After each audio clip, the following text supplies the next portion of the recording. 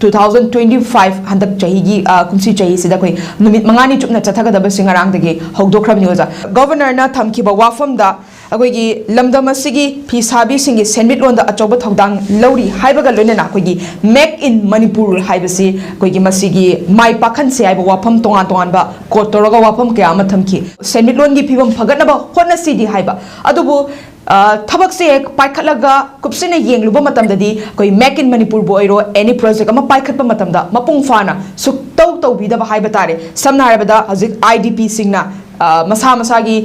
candle sanaba natraga duk sanaba koigi pochai kayama pithagrabasu madubu pukhalaga muk yonbi gadabagi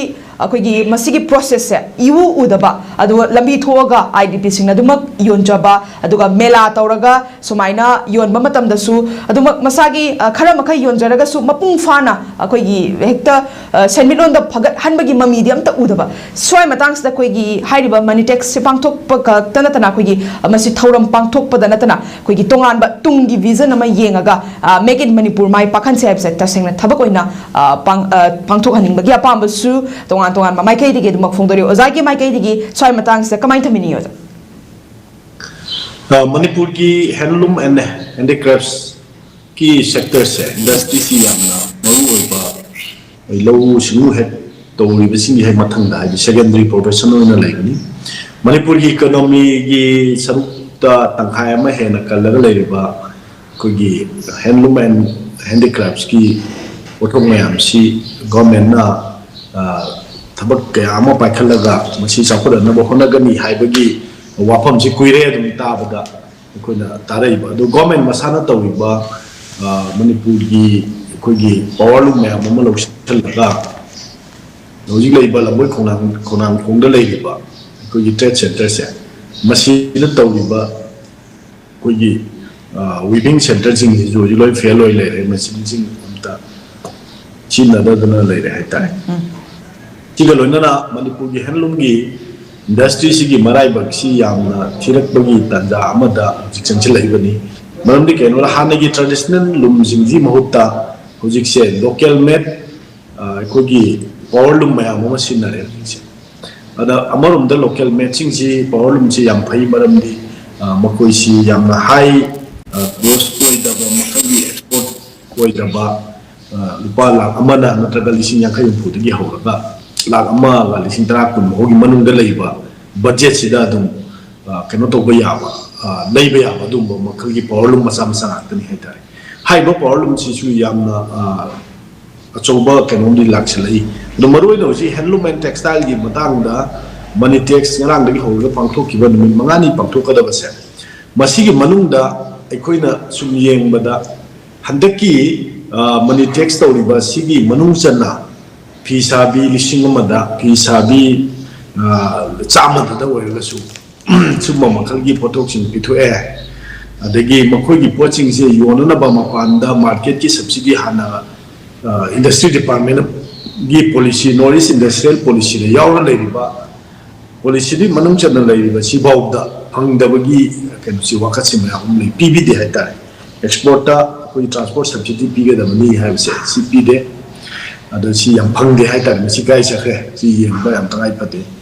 अदमाइ तौदना handloom and handicrafts development की मरोइने handloom की industry अमदी textile industry सिदा मणिपुर की युमथों खरिमोतल लेरिबा कोई फिजा कोल योंखम ma'am से मसी ma'am से खितंग कोई मॉडर्न मोंगदा थम्बीरगा कोई होंगईबा मालेमगी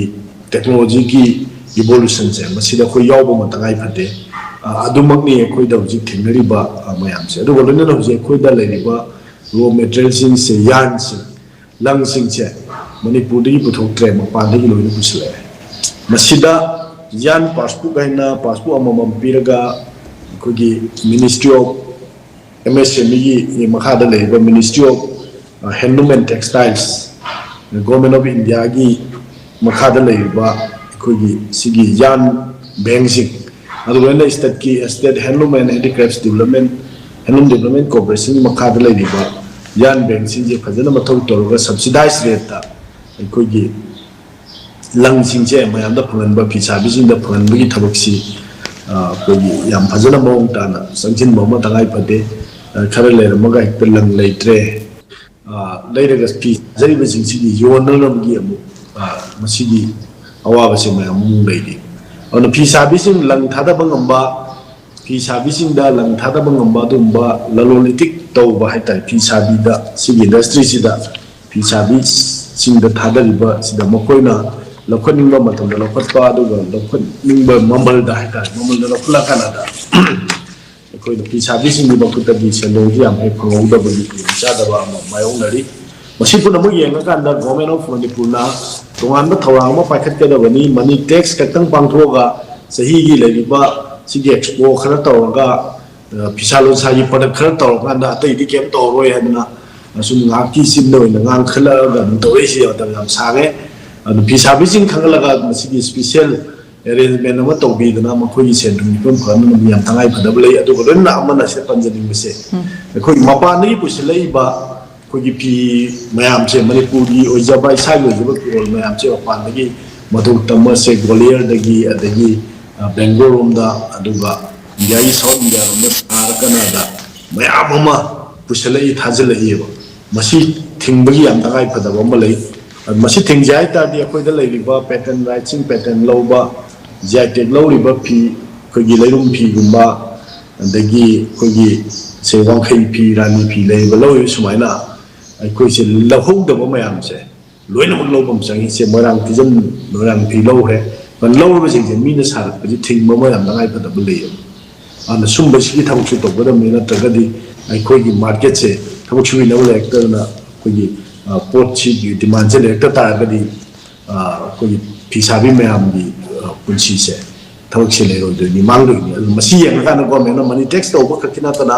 मसी पांगथोन मसी मनुद करी थौरांग तौबा यागदगे सुम पॉलिसी तौरगदि कोई फिसाबीसिंगी पुंसीदा यामनेना फवा नुगाइबो ओइगनि आइसे अखंगै एक्सपर्ट्सिंग ताना बिरगा मदुगी कमिटी में सेंबिरगा येंगजलगा थु मतमदा पॉलिसी अनोबो पॉलिसी अमा मनी टैक्स 2025 ना